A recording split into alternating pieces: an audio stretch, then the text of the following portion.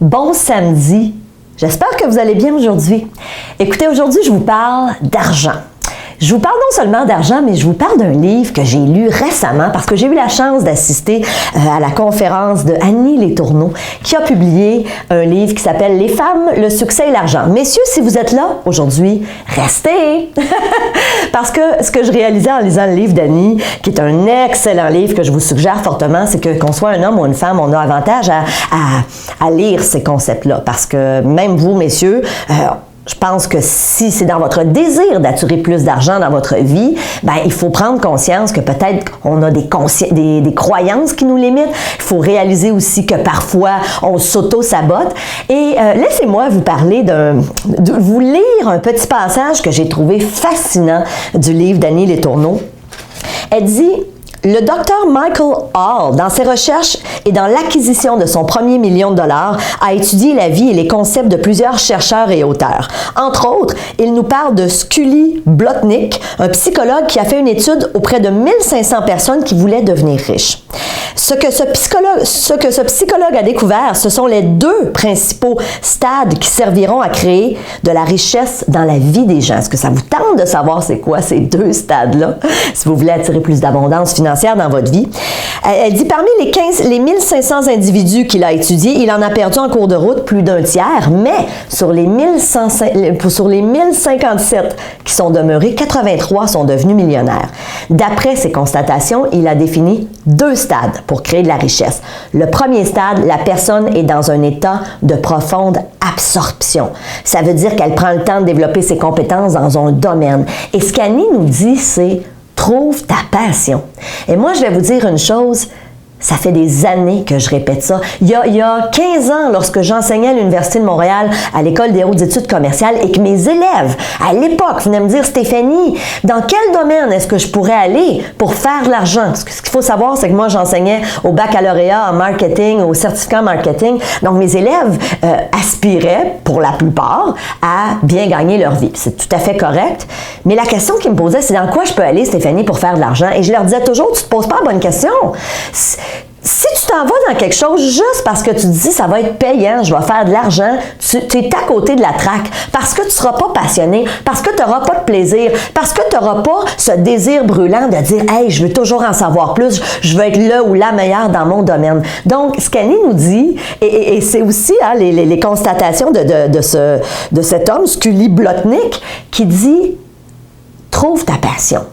Et le deuxième stade qu'il nous propose, c'est dit par la suite, les gens ont décidé d'investir. Donc, la personne, soit qu'elle a investi dans l'immobilier, dans une entreprise, à la bourse ou dans autre chose. Encore là, je sais pertinemment que peut-être que vous m'écoutez aujourd'hui et que vous n'êtes pas en affaires. Peut-être que vous travaillez pour quelqu'un. Fort probablement que l'ensemble des gens qui m'écoutent aujourd'hui, vous êtes à l'emploi de quelqu'un.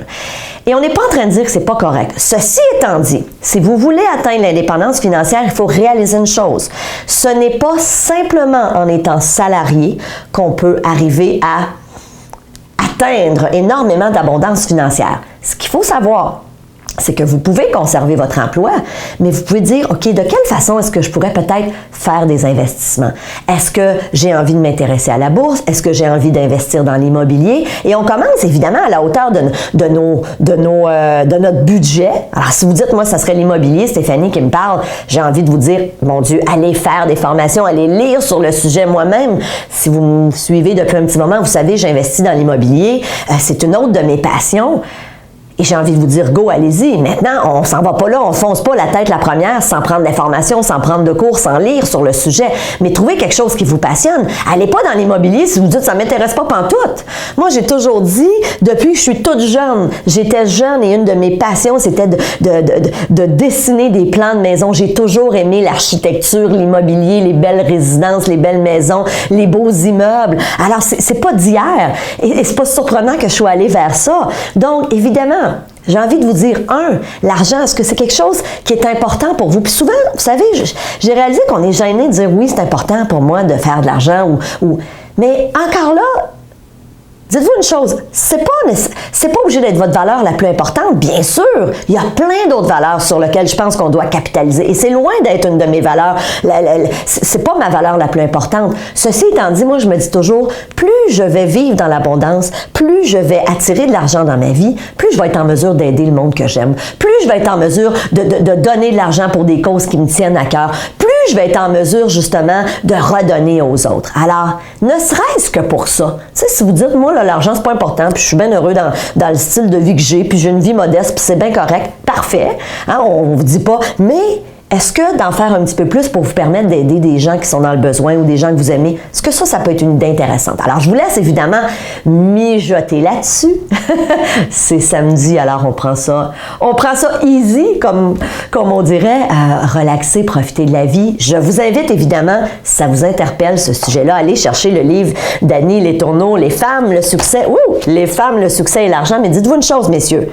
C'est un excellent livre pour vous aussi. D'ailleurs, le soir de la conférence, il y avait des hommes qui assistaient aussi à la conférence d'Annie. Donc, écoutez, j'ai envie de vous souhaiter bon samedi. Si vous avez aimé cette chronique, si vous pensez qu'il y a des gens dans votre entourage qui pourraient bénéficier, s'il vous plaît, partagez-la.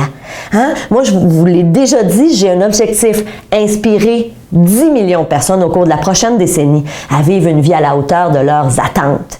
Alors, 10 millions, là, honnêtement, j'ai besoin de vous. C'est clair. J'ai besoin que vous m'aidiez à partager ce message. Alors, je vous embrasse, je vous souhaite un merveilleux samedi, puis on se voit samedi prochain. Salut tout le monde.